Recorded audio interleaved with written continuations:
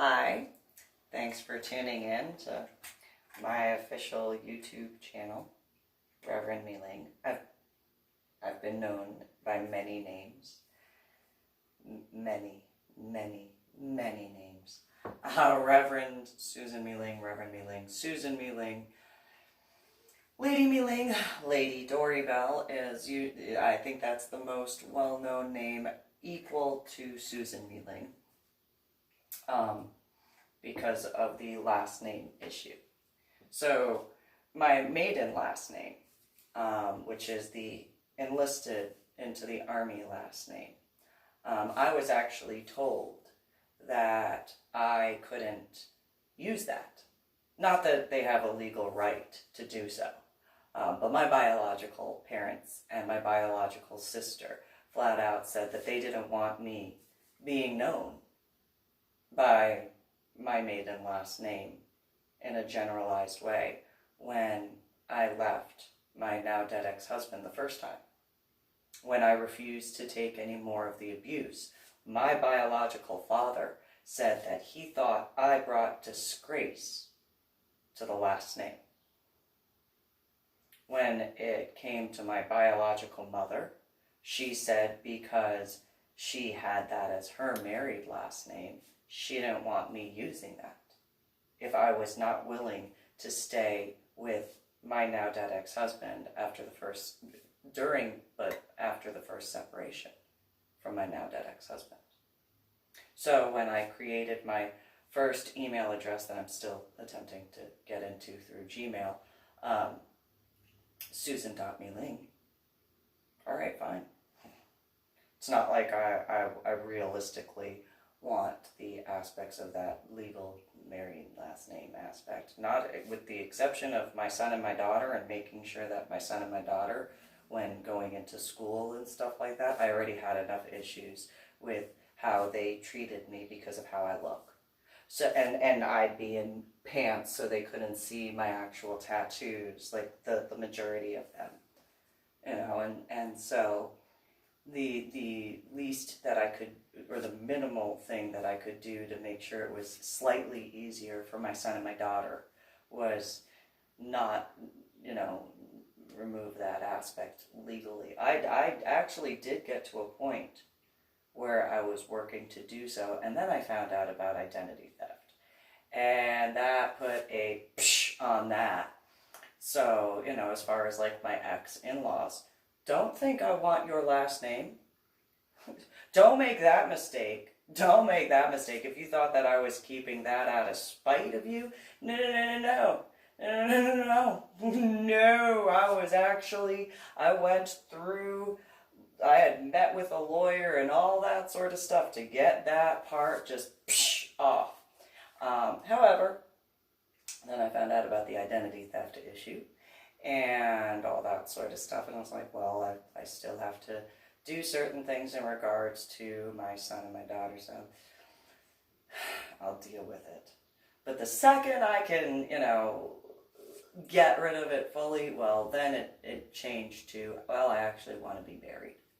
Because if I wind up going that, I don't, it would be my luck that after I had done the legal aspects of that I'd then, wind up meeting, that romance and stuff, and, and then I'd have to go through all that paperwork all over again. And so instead, irony, I did actually do the what is it, there is legal paperwork I actually did do, which technically, I guess, is the irony of that. But it's the assumed name sort of thing, but not the exact same, but the equivalent of. And so, in that regard, it's one of those, yeah,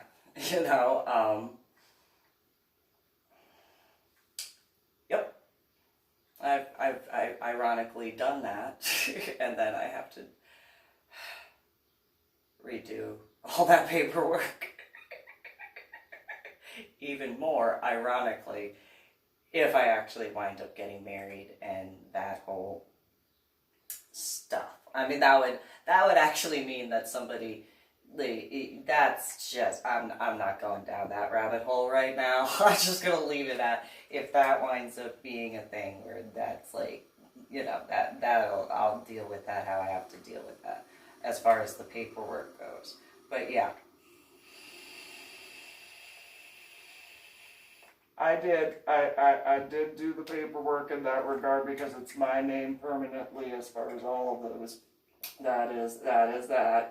But the legal aspects can be taken care of in that regard of the last name because, yeah. So if like my ex-in-laws were like, we don't want her having, I didn't want that last name either. I don't even want to get married to him. You know, like realistically. So, you know, it's not, I'm just saying, I didn't want to get married to him. I was literally threatened to, you know, that whole legal aspect. So, no, that's cool. You know, like, if that winds up being where, you know, I actually, you know, and I want a girly wedding. Like, I know that's the irony, is I want, like, all, like, girly, like, so girly. It's ridiculous. I want a girly wedding.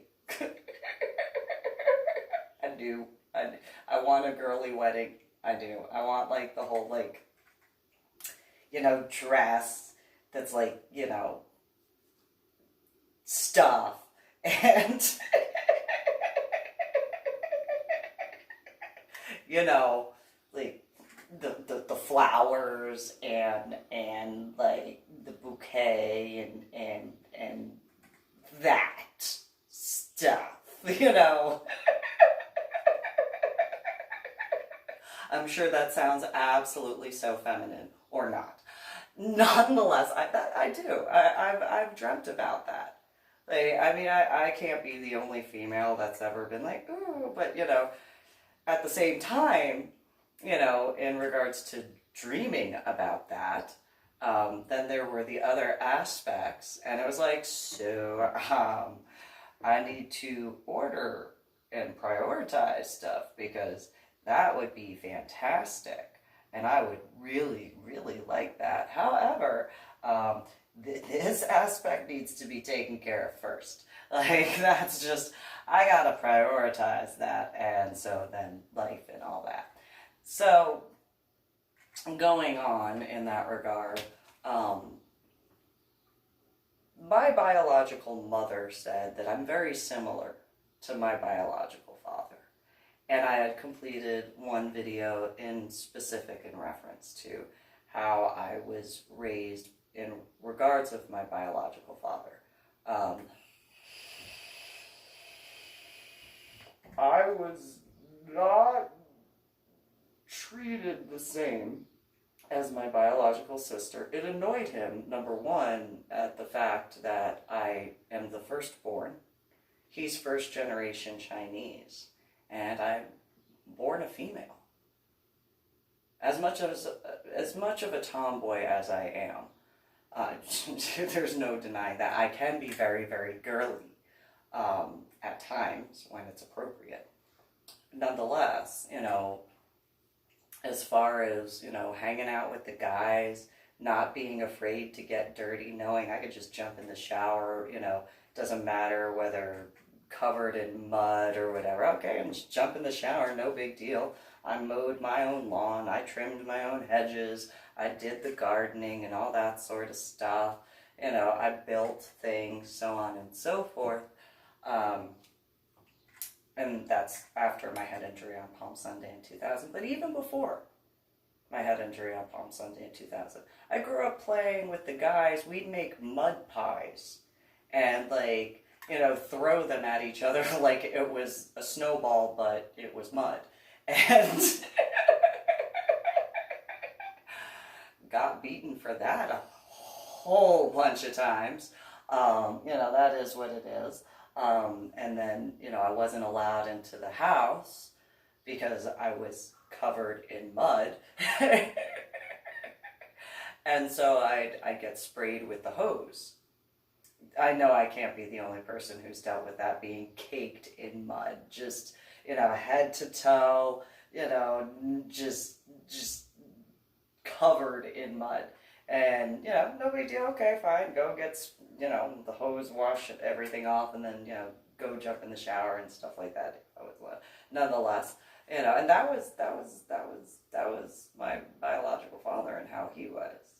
And so, another aspect is when he was rebuilding the shed in the backyard, which I had to help. My biological sister, oh, she's a dancer, so she can't get hurt. But you know what? Let's go. let's go do stuff. And so I helped lay the foundation. I helped build the framework and stuff like that, because he was building the garage with the shed attachment in a bigger than what was there. All of the tools that were needed, I had to go into the garage, kind of, you know, do the limbo in certain areas, kind of jump over stuff. It's a good thing I learned how to go sneak downstairs to watch Sailor Moon to get through that garage. I know there are people who know what I'm talking about, not just from New Jersey, but in the state of Texas, because he downsized twice for the amount of tools that are in that garage. I'm just throwing that out there. So, you know, just saying, I was the one who had to go, okay, which one? Oh, you need another bungee cord. Oh, okay. You know, or, oh, I have to go get this sledgehammer. Which bucket is it in? Okay. And let me duck over here and lift my leg over here so I don't trip, because I learned not to trip in there. First off, because falling into a bandsaw hurts.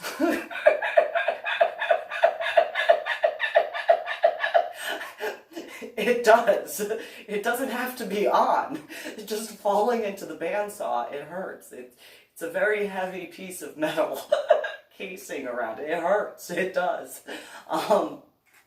And then, you know, if you dent it, then that's a whole other issue on that regard. Then that was another,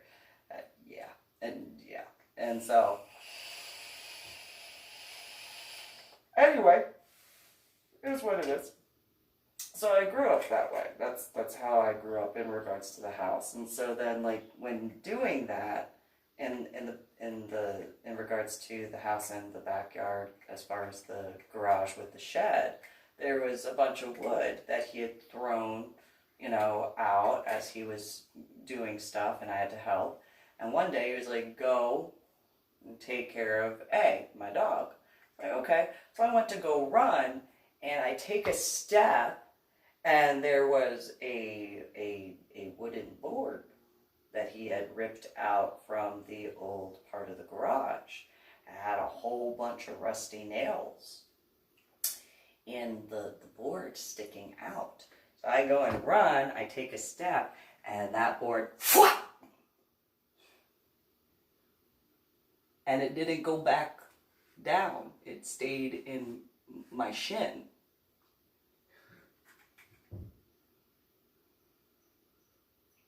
Ow.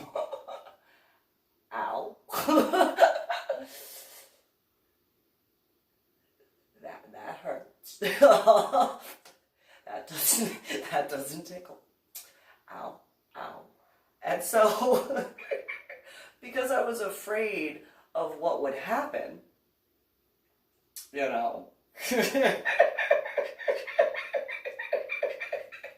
realistically, my options at that time were to go over to Mike and show him and then deal with that, or rip it out myself.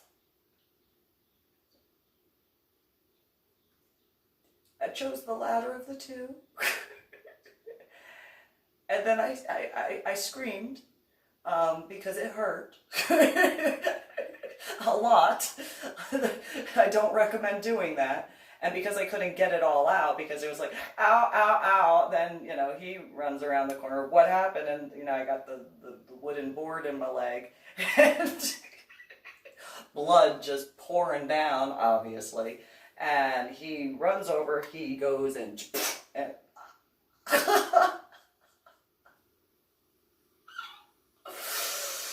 Then I got beaten for not looking where I was going, because I should have been looking where he threw the remaining pieces of the wood.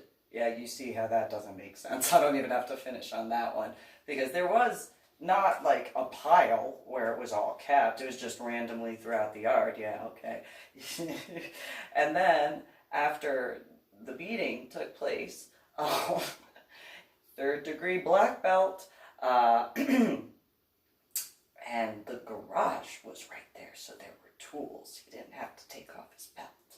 And so after that, then it was, well, go in the house and stop crying. I can laugh now because it obviously does not make sense when you think about it. Nonetheless, go inside. He goes and gets iodine.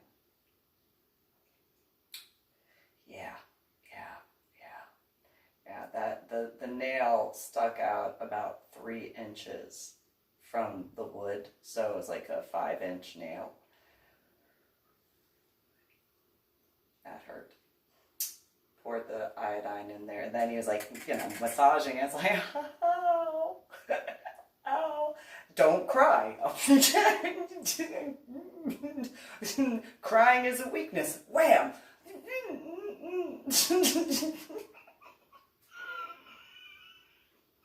Fantastic. Then afterwards, then I had to go get a shot. And it's like, because of, making sure I didn't have tetanus.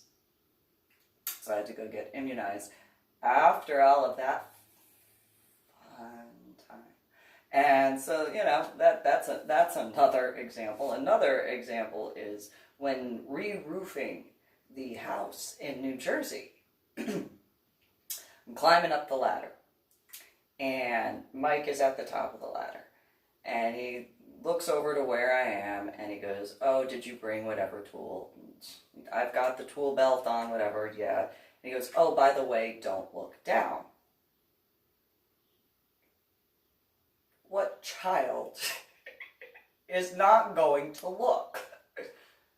And then because I didn't keep, my fault, I didn't keep my hands on the ladder rails, okay. But I fell 2 stories down. Thankfully, I didn't land on the concrete brick path, the irony in regards to my now dead ex-husband, and landing on that. Nonetheless, landed on the grass, which, compared to the brick, okay. Grass is softer. The irony is there was a tree stump on the other side of where I landed. Like, if I had gone just 1 foot to the left, I would have landed on the brick. If I had gone 1 foot to the right, I would have been impaled on the remnants of that tree stump. And so just, laying there and trying to breathe. I literally got the wind knocked out of me. My biological father, standing on top of the roof, looks down and says, did that hurt?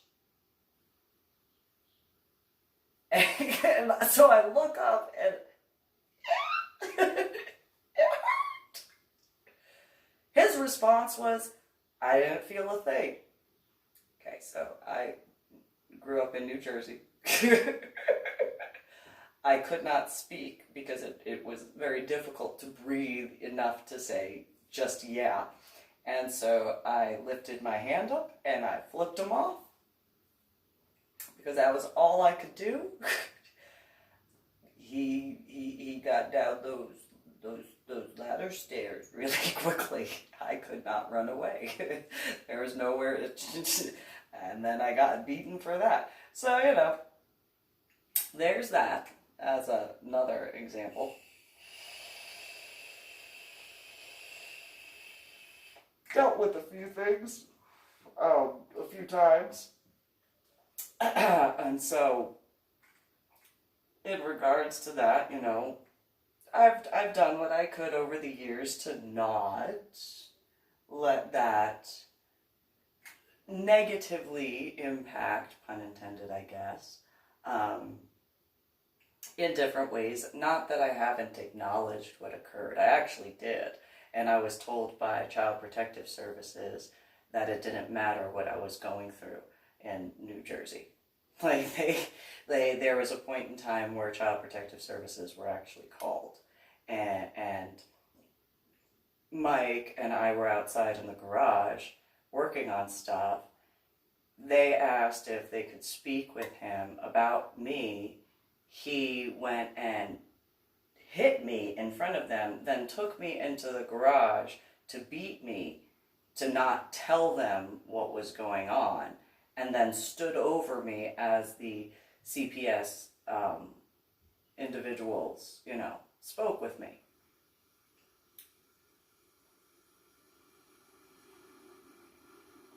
So, dealt with that in that regard. And that was the year before what happened at Baptist Camp Lebanon in regards to Brian Cottrell in that case. And so, and that continued on. I mean, even in Illinois, there was a point in time where the junior varsity cheerleaders, when I didn't want to be a cheerleader and I was on the varsity squad, they had decided to TP the house in Illinois, the tree in the front yard. And I didn't want to be a part of the TPing in regards to the football players, because I was like, I don't think this is right. But Crystal, Cook, Joy Hoover, and Tiffany Aswani were like, oh no, this will be fun. And it's like, I don't know. So I only went to the bushes, because I was like, I don't know if there are guys who have parents that are like my biological parents, so I'm going to make it really easy for them, so that way they don't have to like deal with what the other cheerleaders were doing. It's like, and then I actually put some in the grass, and they were like, why are you doing that? It's like, I've got my reasons. And that it was just one of those, that way, like, if by chance any of those guys had parents like my biological parents, that they didn't have to deal with certain things, because it was like, I don't care. Like, you guys say that this is a thing. I don't think this is a good idea. And so the cheerleaders made fun of me for it, and I was like, go ahead. I'm not gonna, if I have to absolutely be a part of this because Anna has to like be the way she is as far as like me being a cheerleader, I'm not going to do it in the same way. I'm not going to make it difficult, because I don't know if you guys say that you got permission to do this, and I'm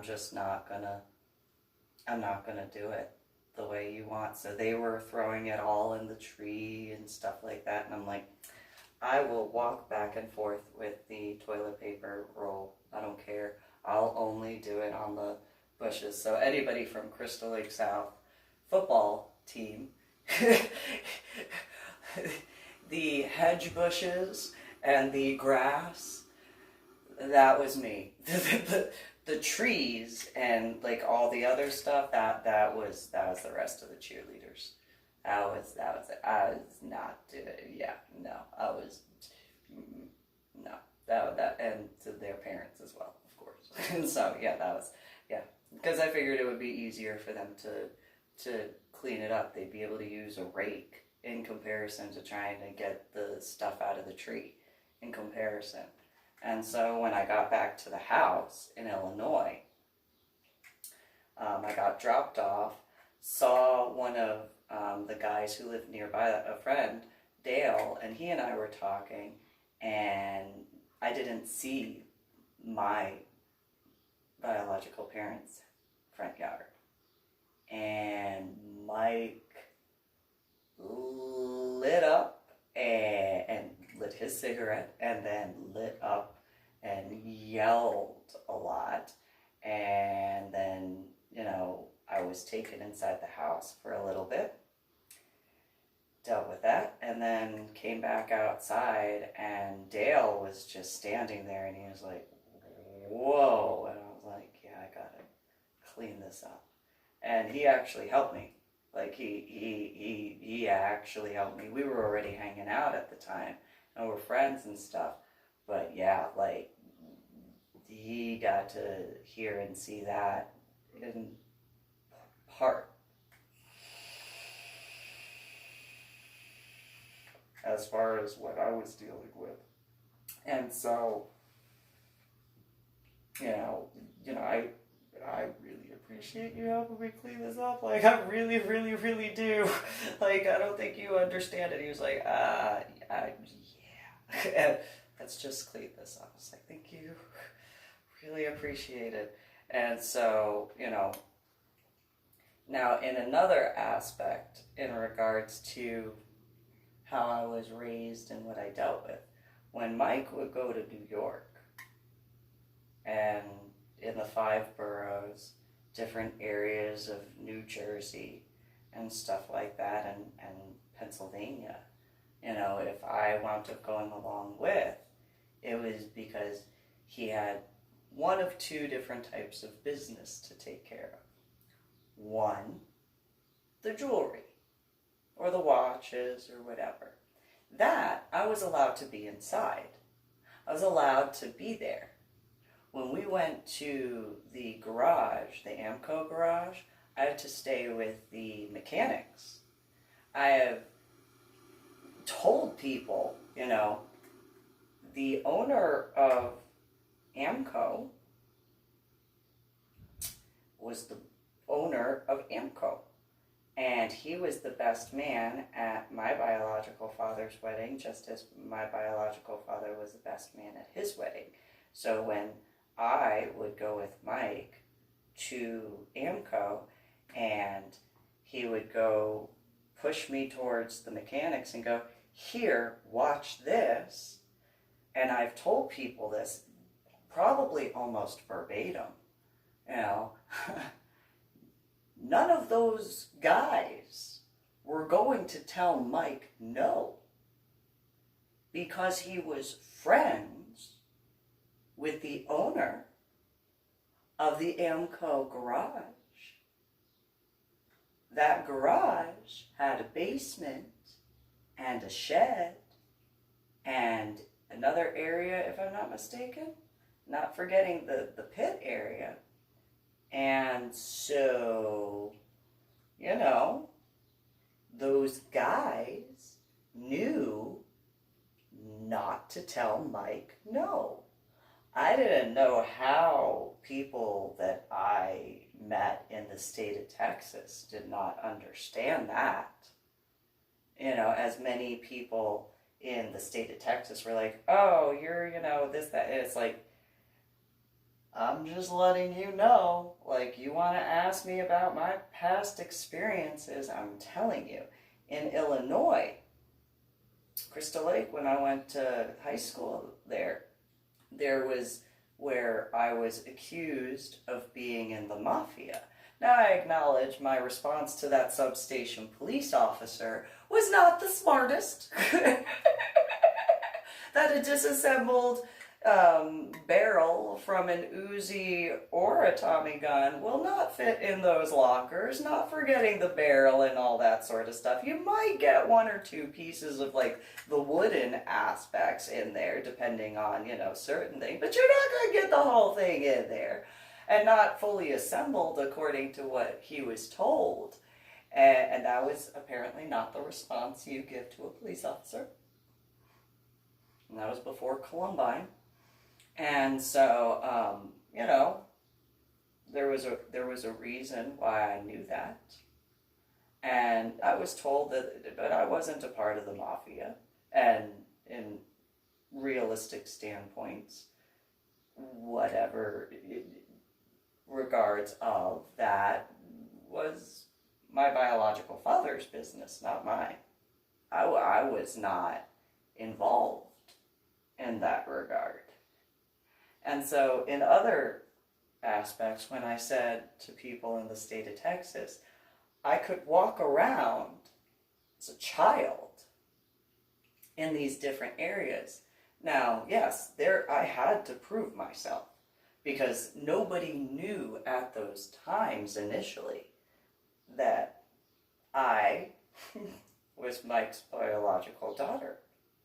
It wasn't until years of going into those neighborhoods and after having proven myself of just being able to walk around, go to the playground, go to the basketball court, where there was never a net on the hoop, maybe like one piece of a chain left over or whatever in certain neighborhoods. Sometimes not even a backboard, or if there was a backboard, it was cracked or, broken off in certain pieces. I know that there are people who know which vicinities I was in New York and New Jersey and Pennsylvania, specifically Pittsburgh and Philadelphia, where, there were pieces of a jungle gym. You could tell at one point in time it was a jungle gym, but there were just pieces left of those jungle gyms in certain neighborhoods. That's where I grew up walking around. And having to, essentially prove myself. And so for those in the state of Texas who didn't understand what that meant, I had guys that would come up to me. And when I say guys, I'm not being sexist. There were males, there were females, there were mixed groups. What you doing here? I'll just kind of go walk around. Why you here? Because I have to be. And, not all times was there a physical altercation. I don't want to say half the time, but there were plenty of times where I had to defend myself. And then it was like, okay, we cool, you could hang, okay. And as soon as the boombox went on, then everything was okay. Because we were just dancing and it didn't matter. I was like, yeah, okay, cool, little girl, how you move like that? Oh, just go with the music, that's all. That's all. And sort of stuff like that. And there were times where I would go in those neighborhoods and the outfit that like Anna would dress me in before going to the garage in those neighborhoods was not the outfit that I should have been walking around in, looking back now, because white frilly dress with pastel flowers or lace, whatever, and white stockings and white shoes. Yeah, and then I got beaten because, I came back and, well, at least it wasn't grease. It was not, oil from the mechanic shop. Similarly to the fight on the bus ride back to the house in New Jersey when I was in St. John Vianney High School, it didn't go over with her so well when I said, but it's not my blood, so what's the big deal? That didn't go over so well. It was what it was.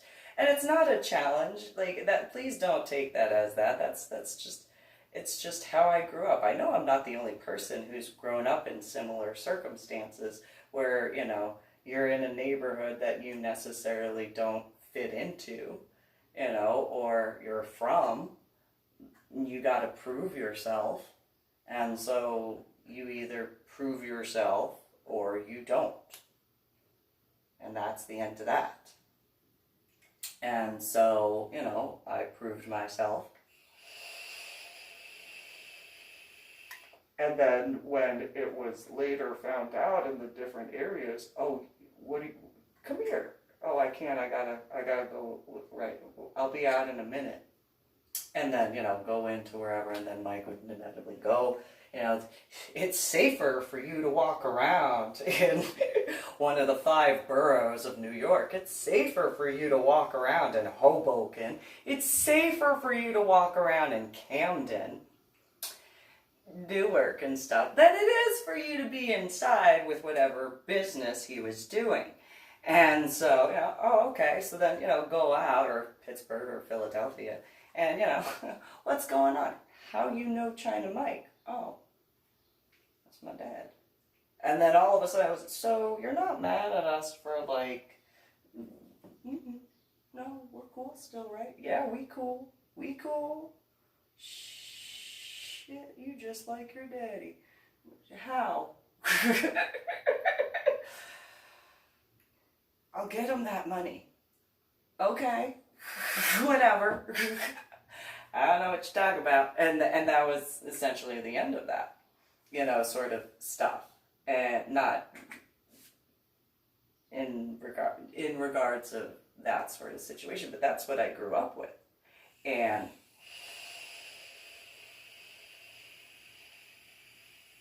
there were locations that I grew up walking around where people in the state of Texas would say, make their commentary, oh, you're so hard because you have this, or oh, you're so hard because, and you're so rebellious, and it's like, that's not why I'm hard. That's not being rebellious. People, where I grew up walking around, what my legs, as far as the tattoo number on my legs, like the amount of tattoos on my legs, the guys I would hang out with, they had that just on their arms. They just had, like, the combination of would be like the equivalent of one or both arms. The combination would be their chest of numbers of tattoos all the way up to their necks. This is nothing compared. And so it never made sense to me when people in the state of Texas would be like, oh, you're so rebellious for having tattoos. No, not at all. I mean, compared to the tattoos I grew up seeing, I mean, like one guy that I was really close with, one of his kids, he had a Black Panther. And I was like, I want a tattoo like that when I grow up. And that guy was like, you can have a Black Panther tattoo, but you can't have one like what they had. And I was like, oh, well, I have an idea for a design. And I wound up not getting the Black Panther tattoo. I got Methuselah instead. But, it was one of those, you can, you just can't have it the way we have it. Oh, okay, why not? Do you see us? Well, yeah, I'm talking with you. Of course I see you. And they're like, you do understand what Black Panther means? Nope. I like you guys. We hang out. We're cool. Yeah, we are. But do you understand? I guess not. Well, I guess I won't do that then, because I don't want to be rude to you guys. Do you see us? Yes, I see you. We're talking. And then, there were different discussions with certain individuals that were like, you do see us, right? Yes, I see you. We're talking. Like, what more do you need? And it's like, no, don't get angry. Please don't get angry. Please don't get angry. Okay, so I see you. Okay, so when you, like one guy in particular, and it was one of the guys' sons, he goes, when you see me, what do you see? I see your eyes, I see your nose, I see your mouth, I see your face, I see your ears, I see your hair, I see your neck, I see your shoulders, I see your arms, I see your legs, I see your tattoos. That's it. Am I supposed to see something else other than your clothing? That's all you see. Am I supposed to see something else more specific?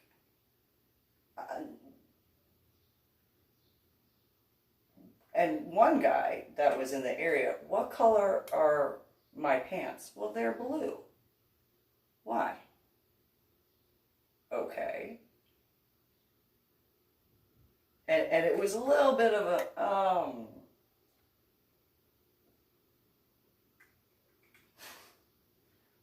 I don't think she knows what this is. It's like, I guess I don't. I'm just saying I like that particular tattoo. That's all. Excuse me. No, that's cool.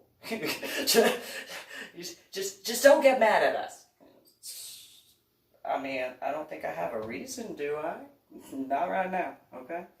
It's like, all right, cool. Just saying. You know, and then, you know, other areas, you know, again, people who grew up or have been, you know, to the areas I grew up going to in the 1980s and 1990s, you know, the amount of tattoos in comparison, you know, I mean, what was it, there was something Kings in the area, and they had like really vibrant color tattoos. I was like, wow, I like that. You cannot have that. Why not? Why? If you choose, like one of the, and this particular guy was like one of the older guys. And he was like, come here, mamacita. You come here. Come here. Alright, what? If you choose to go and get you some tattoos, you can't do what we do. Cause you know, you's gonna make some guys mad. And so you just if yous choose to, then yous, you know, you gotta come up with your own. Alright? Okay. But I like how bright yours are. And, you know, and so discuss that. And so, like, in the state of Texas, with, like, people that were like, you're so this, I can't be the only person who has, you know, done certain things in regards to not being disrespectful of, but acknowledging where and how influenced in various ways. So the majority of guys in or several areas, you know, the majority of their tattoos were black or grayscale, you know. In another area, they were very, very colorful. In another area, you had a mixture. And so, and again, the number of tattoos that I have compared to some of those guys, the numbers, like, in full, you know, like, I mean, if they had smaller tattoos, then it would be one arm. If they had, you know, medium-sized tattoos, it would be, like, both arms.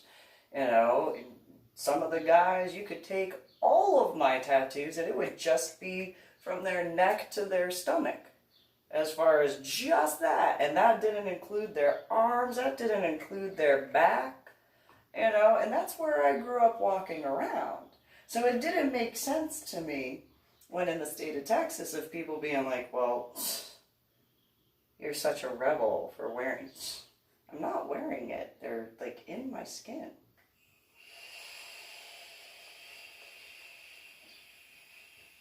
And, you know, one of the guys Mike knew, and I can't remember which borough he was in New York, he, meaning Mike, had told me if he had ever gotten a tattoo, it would be off of a design that one of his associates had. And I was like, well, what tattoo would that be? And he goes, it was a scorpion that was in his hand. Like, in the palm section of his hand was the scorpion, and it wrapped around on the exterior or top part of his hand. I have no idea who that guy. He was nice to me.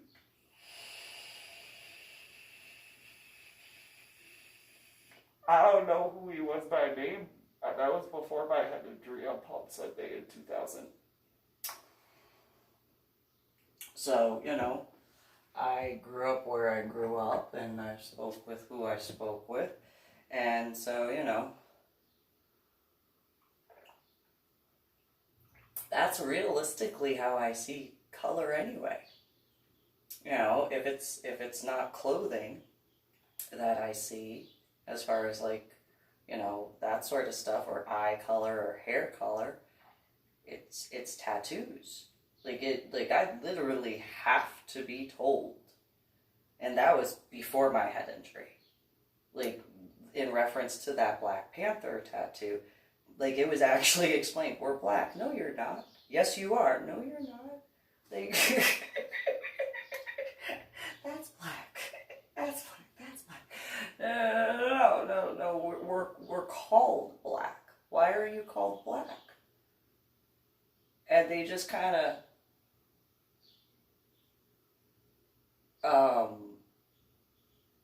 like the guys that I was at the house with, they're, what type of question is that? Well, you say that you're black, and I'm not trying to be rude. I hope I don't. No, you're not. You're not being rude with that question. And they kind of just, well, we're African American. Okay, well, what does that have to do with black?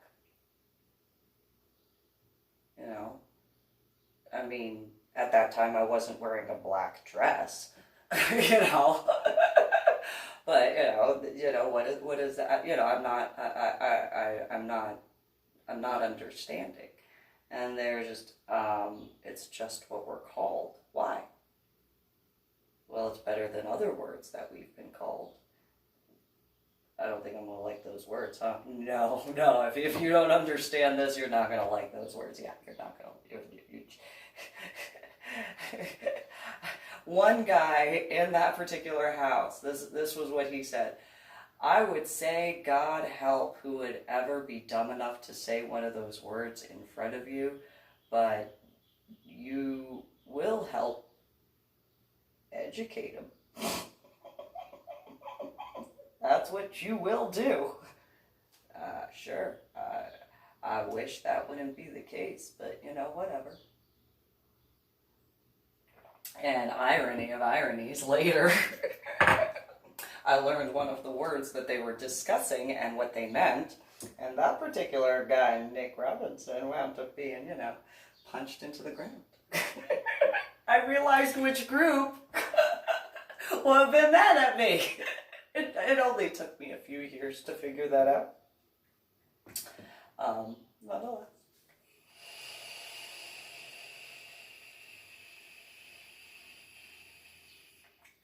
You know, it is what it is. And so, you know, even when I was, and this is in reference to the state of Texas, I mean various areas of the state of Texas. I'm talking San Antonio, I'm talking Fort Worth, I'm talking Dallas, I'm talking Austin, I'm even talking in Houston, you know, in certain regards. I've been there a couple of times, and they were just, this, that, and it's like, it's not that big of a deal. Like, I don't see what you are seeing in regards, like, I see plenty of guys who have tattoos. Like, I see that, you know. I recognize guys, and admittedly, I recognize guys in military uniform very easily. But that's, you know, different, I guess. And so, for example, when, and I didn't tell, I don't think I did. I may have later, as far as like when in Fort Worth, there was a situation at the McDonald's where my ex-sister-in-law, then Susie Marie Nichols Lopez, had made it where the birthday party for my son was late. And there was a situation with the birthday cake and all that sort of stuff. And when people started coming in to the McDonald's to go for their child or children's birthday, Susie Marie Nichols Lopez was arguing with me. Now, at that time, I didn't have the tattoos, I didn't have the haircut or the hair color. And I was pregnant with my daughter at that time. And so I had a light blue scoop neck, short sleeve, pregnant shirt with like little flowers on it, because at that time, in 2001 and 2002, pregnant clothes were, you dealt with it. And so, and then I probably had shorts on because it was hot. It's Texas, and it was September, or August, either one. It was hot. And so in Fort Worth at the McDonald's, Susie Marie Nichols Lopez, my ex-sister-in-law, she's arguing with people, and I just start moving stuff. I was like, and I apologize to the females and stuff like that. They're like, it's cool, we know you cool. It's like, okay, cool. And I'm moving stuff, and then as the stuff progressed, like between my now ex-sister-in-law, my now ex-mother-in-law, and my now dead ex-husband, and that whole group, they back and forth. And I'm just massively huge pregnant. Like I was, despite the fact that each pregnancy I only had one child, I was huge. I guess pun intended with the I was huge when I was pregnant. Huge.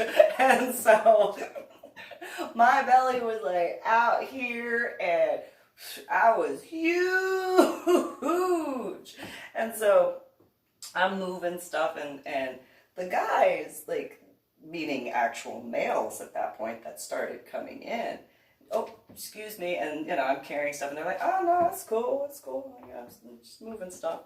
And one of the females was like, when they looked, I guess, or whatever, I was just like, do, and they moved wherever they sat, and I'm like, oh, excuse me, can I just get that? And they're like, nah, that's cool, here you go. And they handed me stuff, I'm like, I'm really, really sorry, like, and I was apologizing to them, not that I actually had to legitimately, but it was one of those, just because it's my son's birthday party, like, I'm trying to, like, diffuse this situation.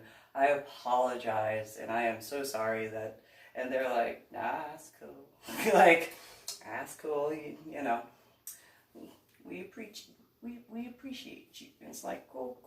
I'm just moving stuff. And then Susie Marie Nichols Lopez goes and gets into a fight with two of the females, and she got her ass beat. She got beat. But there was a child that was in between, and so I go and I wait until I can. I go and finagle and get the little girl out, and I'm like, okay, where is your mom? And up there you go. And my now dead ex-husband then, he's like, why aren't you helping Susie? And it's like, because she started it, and more importantly, I am pregnant. Like, I may be from New Jersey, however, I'm pregnant. And so she started it, though. That is what it is. The birthday cake that Susie Marie Nichols Lopez was late to the party. I mean, if it wasn't for her having to pick up the specialty birthday cake, she would have actually been on time, or if she had actually gotten it on time and left early enough to get it. The irony is, it was a train.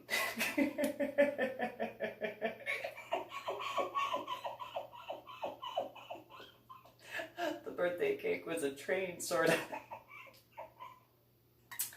I can laugh. But it was completely destroyed because they went back and forth, and, Susie Marie Nichols Lopez landed in the cake, and then the different females were fighting, and it's like, whatever. And so afterwards, after everything calmed down, ish. My now dead ex-husband, we need to leave. Why? They have blue bandanas. Okay.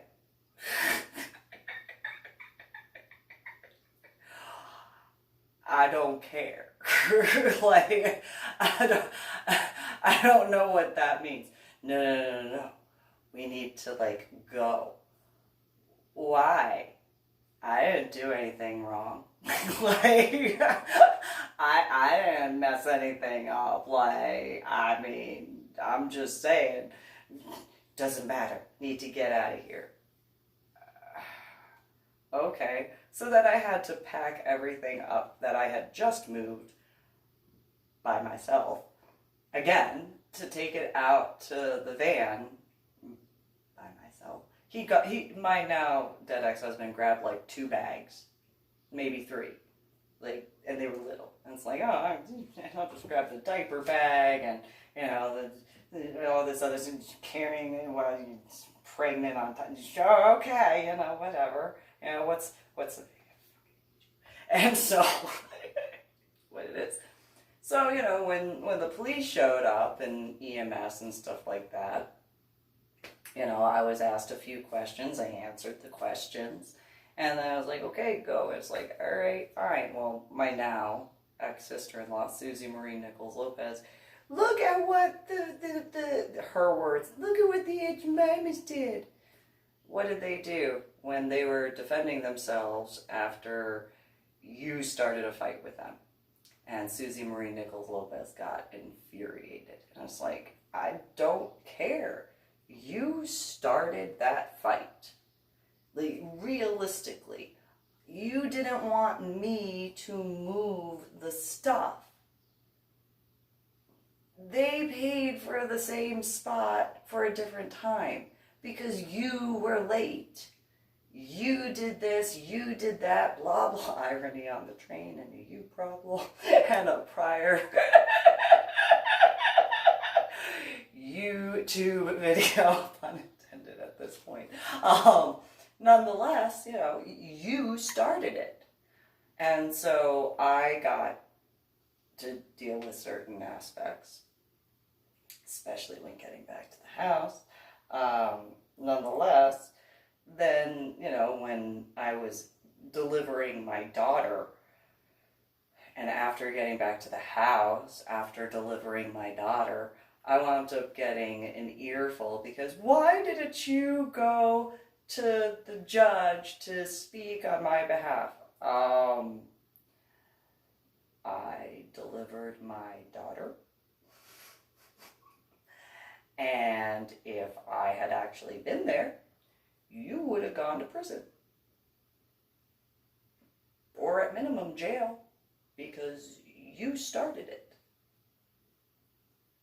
Like, you did. There's not any, you know, well, you know, she tried to say, well, when seeing her in person, she was like, well, you know, girl code.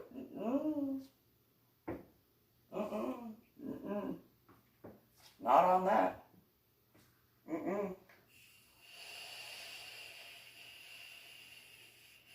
Not on that. And then she tried to say, well, we're family. When have you treated me like family? And it was only 2002 by that point. And it's like, when have you treated me like family? I mean, in certain ways, yeah, you've treated me like family. My biological family. That's not that's not something to be like all high and mighty about, by the way. Just gonna throw that out there. And so after my now dead ex-husband died, I do acknowledge that I had, you know, after all the other stuff at Fort Sam Houston, I had set it up as far as a will at that time where they got everything in that regard. However, that will was revoked, to put it mildly, after what occurred to my daughter. Now, I did tell them that before going to Georgia and Florida. I get that now that that was probably a stupid idea. Nonetheless, I survived landing at the bottom of the ocean, obviously, so there is that. And the dichotomy is, I guesstimate they did get everything, just in a different way. You know, all the stuff that they put into my dead ex-husband's casket that I told them not to do. They got that. They got that. That is for certain. And in that regard, you could almost make a joke about that is something very much the way my buck poo or my great-grandmother would handle things in that regard. Because my biological father had to earn his way back into the family. And while my buck poo or great-grandmother had welcomed him with open arms, it was my biological mother, Anna, she had a problem with. She didn't trust Anna at all. Rightfully so. My buck gung, or my great-grandfather, he, on the other hand, was like, oh, give her a chance, and nope. My great-grandmother did not want to give her a chance. She tolerated Anna, and then my great-grandfather, or my buck gung, when Patricia, my biological sister, was born, and she didn't get a Chinese middle name, the one that he had picked out, well, then my buck gung was in the same boat as my buck poo in that regard. And for those who understand this, and Mike told Anna this. Mike actually also told me this as well. Much later, this was in San Antonio, he had told me this. He had said, when he died, Anna needed to do an obituary in the newspaper only. Not online, not in like whatever modernized way.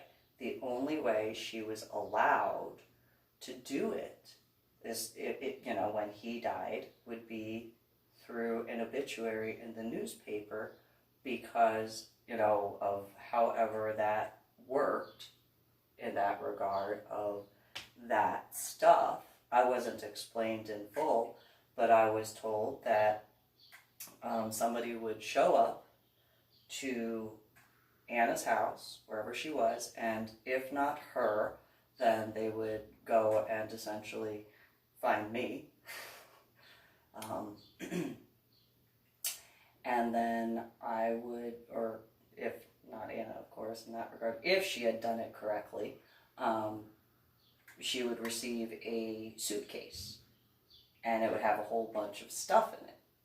And that would partially be money, partially other things for all of the debts that were owed and stuff like that in various ways. And if she didn't do that, if she, let's say, not that I know for certain, but let's say Mike died, if she did not do that, so if she did not put an obituary out at all, she would get nothing, and they would go to the firstborn, which would be me. And there would be something, as far as I forgot what he said, but it was a similar aspect, but it would actually be increased because of Anna's mess up, because she was already going to be reduced because of the thing with Patricia. And Patricia was completely cut out. Like, that was there, nothing. Patricia was not going to get a single thing because of what Anna did, and because of how Anna had treated Buck Pooh especially, and how she raised Patricia to be disrespectful to Buck Pooh. Buck Gung, absolutely nothing. And Mike told me that, and I was like, well, out of curiosity, did you know that Buck Gung had told me that in the floor, in the condominium or apartment that was where some treasure was. And he was like, no, like he had certain things. I said, yeah, he had stuff in different areas. However, there were things that were in the actual floor. He showed me where the latches were. And not just there, but also in the furniture and stuff like that. Like if you unscrewed the end portion of the bed and pulled it upright in a specific way, then out came a rolled scroll. And that was in each of the 4 posts of the bed. And then there was a sidebar that, irony I was told, or were you born a lawyer? Nonetheless, if you had to either push it a certain way, or if you didn't push it a certain way, because sometimes it would get jammed, you had to use your ankle in a specific way, because the ankle bone has a similar imprint to your finger to push in that one particular place. However, if you were to do it incorrectly, it would, incinerate, essentially. Like there was some sort of something or another where it would just go up. And Mike just kind of looked at me and he was like, what do you mean? Oh yeah, no, he showed me. He showed me this. Same thing with the headboard. And it wasn't just his bedroom stuff. It was Buck Pooh's too.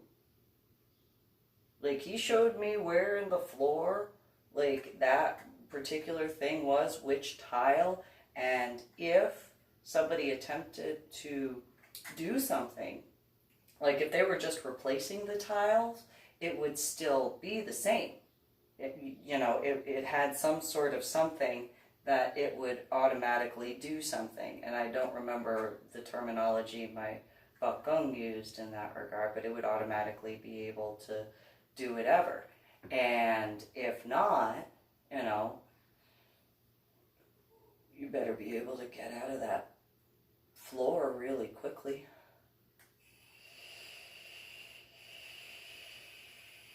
And so at that point, Mike told me that his sister Linda, who worked for the post office system at the time, she had sold a piece of jade that was the size of an attaché case, uncut, just polished on the outside. She got like $70,000 for it, and it was worth far more than that by a lot. And everybody in the association, both sides, were infuriated because that was a particular type of stone. It was a particular piece of jade from a specific mine that had collapsed essentially afterwards. And it was supposed to be, I know that there are some people who would probably know what I'm talking about in comparison to those who are not of that understanding. But yeah, that's stuff that I wound up telling Mike, and he was just like, no, that's just not. And oh, you mean the way like at Old Tenet Presbyterian Church, how nobody wanted to believe me as far as the original pastor of the church, and then that whole thing. And that was when he just got real quiet, and he was like, oh my God. And I was like, yeah, yep, absolutely. And so I had actually asked if Buckham was tested for hemlock because of this weird feeling that I had. And Mike was like, why would he be tested for hemlock? And I said, well, didn't Linda have friends? And that was when Mike said, actually, Linda had actually used favors that he had earned. And he had to go have conversations with some guys to let them know that the debt that Linda used was a debt that she then owed those guys, because that did not erase the debt that those guys owed Mike, because they knew how that was. And they knew they were supposed to go straight to Mike for a verification in that regard. And so there are individuals who understand that. And so that's what I was raised with. So, where my biological mother, Anna, would complain about certain things, it's one of those, I can see how I'm very similar to Mike's personality. He worked out of the house. What did you expect? Think about that. When Sonny couldn't babysit me, I went with him. What did you expect? Did you think that I wasn't going to pick up on that? Are you kidding me? What's wrong with you? A lot is the answer to that rhetorical question. But yeah, and so when it came to, and it's not the same, though there are certain similarities, when it came to a recent article that I posted on my website, www.susanmeeling.com, and in that particular article, I wrote about the stuff that I remembered from my head injury on Palm Sunday in 2000 in reference to that particular drill sergeant. Well, I had seen certain things in person. I can't remember exactly where, but it was enough for me to know not to push that further in that regard for that master sergeant and Nguyen's safety. When people have asked me over the years, why haven't you gone after the military for what occurred as far as my head injury on Palm Sunday in 2000? At that time, number one, I had a head injury because a drill sergeant smoked me after singling me out the night before and the night of. So, with the way I was raised, that was very simple math to survive. That was very simple math. Very, very simple math. Secondly, keeping the other females in mind in regards to their safety and stuff like that. Not just Nguyen, but the rest of the Bay area.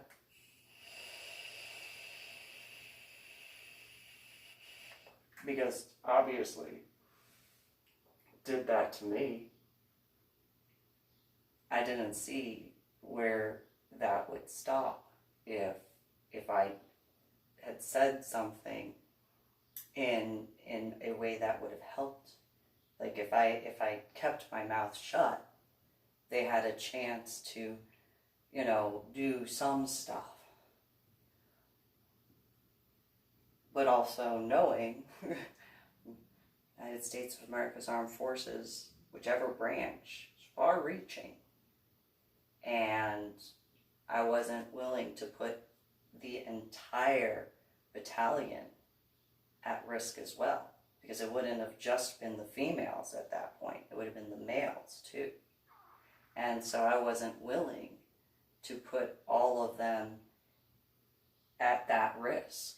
Yes, there were the events that occurred as far as 9/11 and stuff like that. No denying that.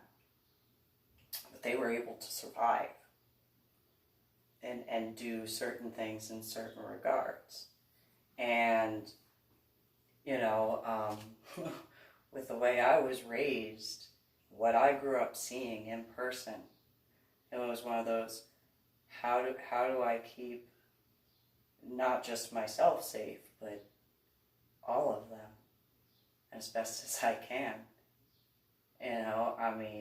That drill sergeant was ready to do things that I have seen before that time with that particular thing. And so I wasn't willing to allow that in that regard. that meant that I dealt with certain things, but again, it's not like people believed me with what I had discussed before then. And in various ways, and meaning then back in medical hold unit in some aspects, but also even since then. And so it was one of those, how best do I get the ability for everybody, not just myself, realistically. And with the aspects of my nightmare, very much that feeling going and getting stronger and stuff like that at that time in 2000, I had to boss up real quick. Could not let that sort of stuff be as a lot of individuals as I knew at the time had allowed. It was one of those, there's too many risk factors. Later, yeah, okay.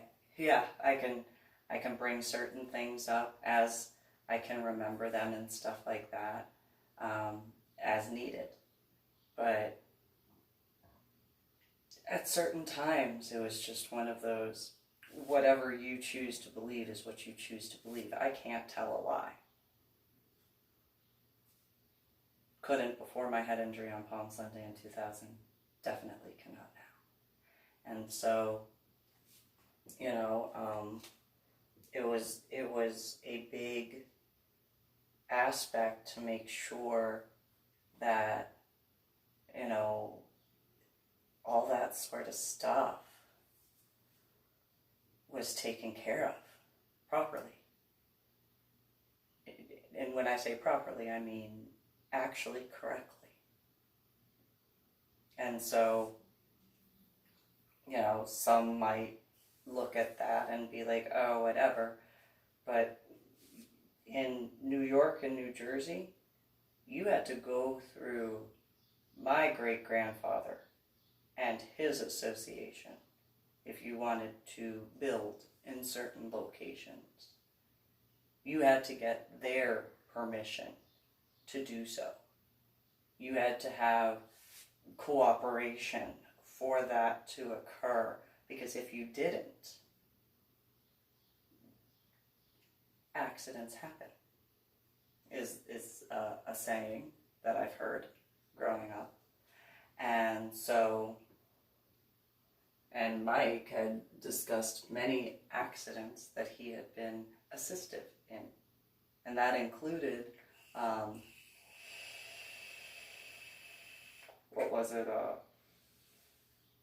some individuals in New Jersey that I had known at the time.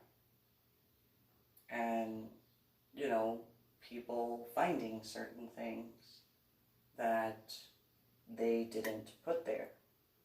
And it wasn't the police officers. It was other individuals that had a problem that needed to be handled. And it wasn't fully explained beyond that. I'm sure that there are those who understand what that means far better than me, but that is the way I grew up, not in seeing that stuff, but knowing about it. So when it came to the stuff in regards to military guys, and seeing that in basic training, seeing that right after my head injury and stuff, and then what I saw in medical hold unit, and seeing that, knowing that,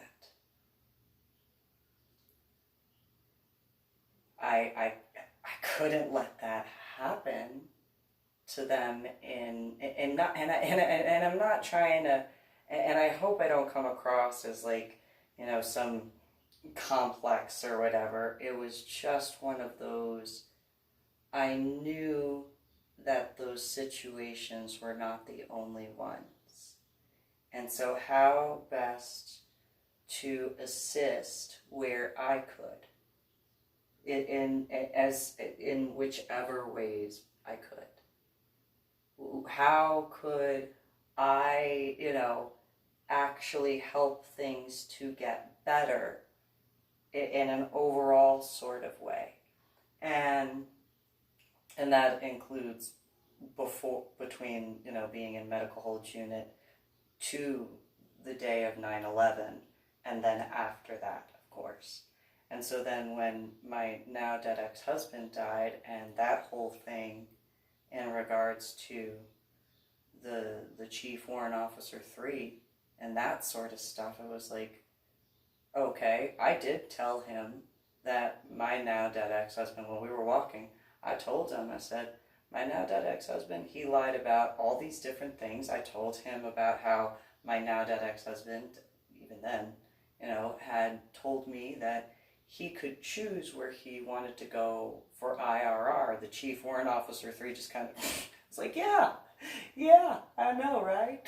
So you telling me that he lied as far as that stuff, I'm not surprised at all. And I know that I could probably come across as a bitter ex-wife, but I'm just being honest with you. I'm sure that you've read about my head injury on Palm Sunday in 2000. So I can't tell a lie. And so the Chief Warrant Officer 3 is just, yeah, oh my God, okay. And so I told the Chief Warrant Officer 3 about that, about how my now dead ex-husband, when he was in, had actually changed others' records. And he had told not just me that, he told multiple people. He told people in medical hold unit about that. He told a guy that I had gone to the range with after meeting him about that. He told several people in the civilian sector about doing that. And very similar to my response, that is messed up. You shouldn't have done that. That's wrong. Those guys earned what those guys earned. And so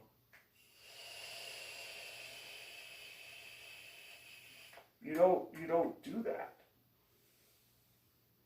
You don't mess with that.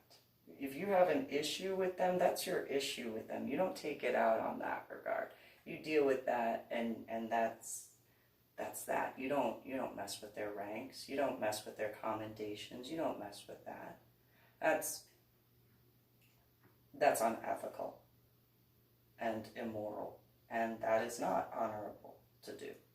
And so, while there are those who scoffed when I told them about that, it was one of those, that's what he admitted. And that was when he was alive that I had told people about that too. It wasn't just after my now dead ex-husband died. There were people in the pagan community I told about that.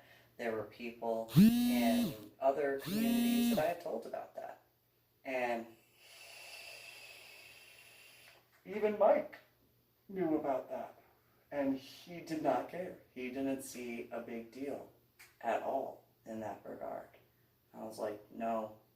See, you having no regard for that in itself is a problem. Because guys in the military, they don't have the same ability that civilians do. Civilians can easily get multiple jobs, within however they do it. Military guys, you got to get permission. You have to have a job that is considered acceptable. There are females who were, officers or enlisted, and they got a proposition to pose for Playboy, and then they lost rank. And they were dishonorably discharged from the Army for that, or whatever branch they were in. And so you don't see what that is. You got to pay attention to that. And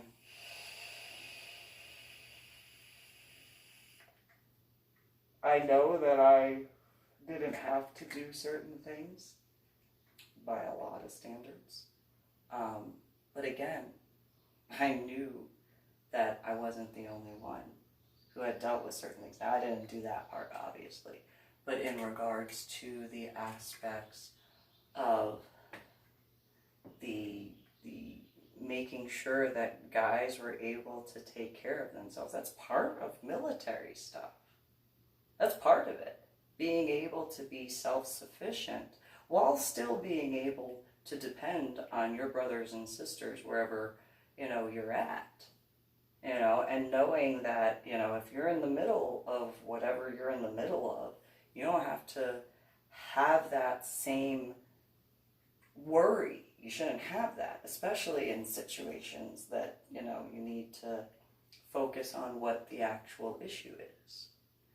And so, in a odd sort of combination, when it came to how I was raised in regards to my biological father and my biological mother, and then the areas I grew up in, it was one of those, so you had to earn your way back in through making sure that people had college degrees, and you had to do stuff, right? Like, that was my math in regards. And Mike was like, yeah.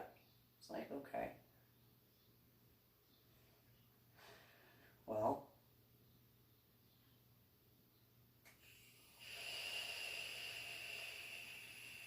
I don't know how many discussions I've had over the years. letting guys know where they can go to make sure that they can get educations. I should not be able to get into college. Ever. I should not. No. Specialties, not denouncing that at all. Not discrediting that at all either. But in regards of that is a smaller class size where there's more time to be able to focus on that sort of stuff to learn and be educated. So, my scuba certifications, there's that. And so guys, I've learned recently, like in the past couple of years, there are guys who can get scuba certifications to be able to provide and do stuff for themselves and go on in that sort of way, which is great. Not forgetting the colleges and that sort of stuff to make sure that guys get what they need and so on and so forth, so that way they can educate themselves. I'm not saying that it's all me. Those guys earned their own degrees, certifications, etc., and not being sexist either. That's the East Coast term, not just East Coast, but East Coast term for where I grew up. And so that sort of stuff, I've told guys where they could go look up how to fix certain things in regards to their records. And, if, you got a dishonorable or other than honorable discharge, there are forms that you can find, so that way you can, update your status and show that you've been a productive member of society, so that way you can have a better rating in regards to getting other employment and getting other benefits and stuff like that. And, I had a couple appointments today, one being for immunizations and another for my hairstyle. And yes, I know that I can get my teeth taken care of at the base. It is not in any offense at all. However, in regards to, and if I have to, I will, but I prefer because I know that they have to wait on those appointments. And with different things going on, if they have to, because they do have to out-process. If they transfer from Lackland Air Force Base or Kelly Air Force Base or Camp Bullis or Randolph or Fort Sam, they have to out-process, and that is one of the clinics that they have to go through before they can transfer to wherever their next duty station is. And especially if they have family, especially if they have other stuff that's going on, it goes to that weirdness that I have in regards to certain surgeries that I've had. where it's not the exact same. I know that. I know it's not the exact same. Because in regards to the plastic surgery, that was however many guys could get certain things taken care of, or what they needed, to have something fixed so that way they could feel better about themselves and move forward. How they would be able to stand taller, look at themselves in the mirror, and be okay, knowing that, okay, these are certain aspects, can't change that, but are able to take a step forward with pride. And, I could, at some point, I was able to, in just one quick thing in comparison to the amount of appointments that would have taken. And so it's not that I don't want to, I do really need to, but I didn't want to take that. Not that I didn't earn it, I get it. I signed the dotted line. I get that. I fully understand that. It's more along the lines of knowing that those guys do have, their own stuff too. Not denouncing my own. That's not denouncing my own stuff. That is just making sure that they are also able to be taken care of, as weird as that may come across, especially in this era.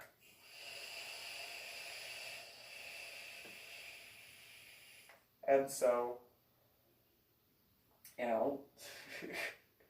it would be great if, stuff that I've done actually,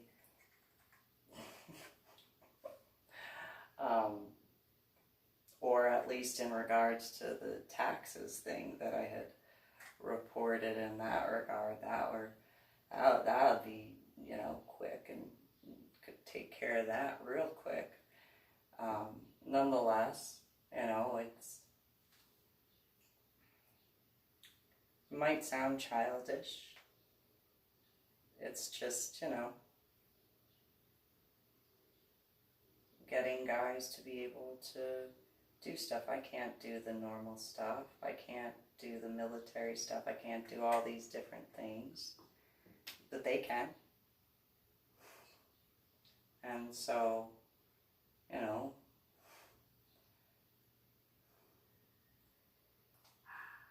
it's just how I am. I am how I am.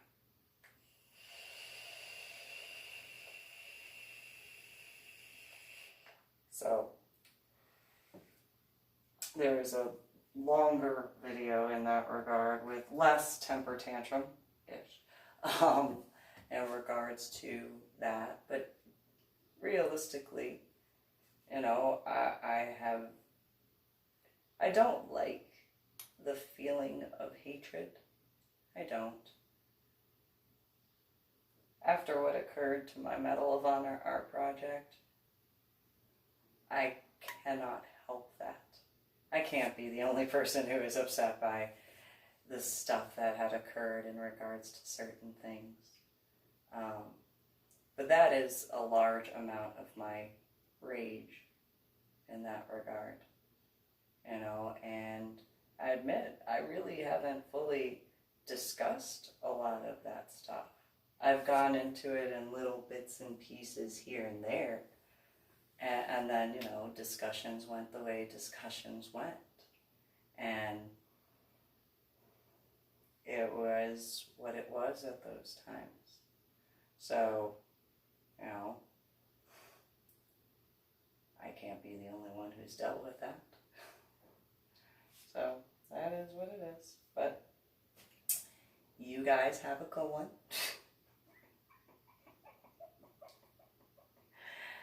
Share and subscribe and all that sort of stuff to my official YouTube channel, Reverend MeeLing, and go to my website, www.susanmeeling.com.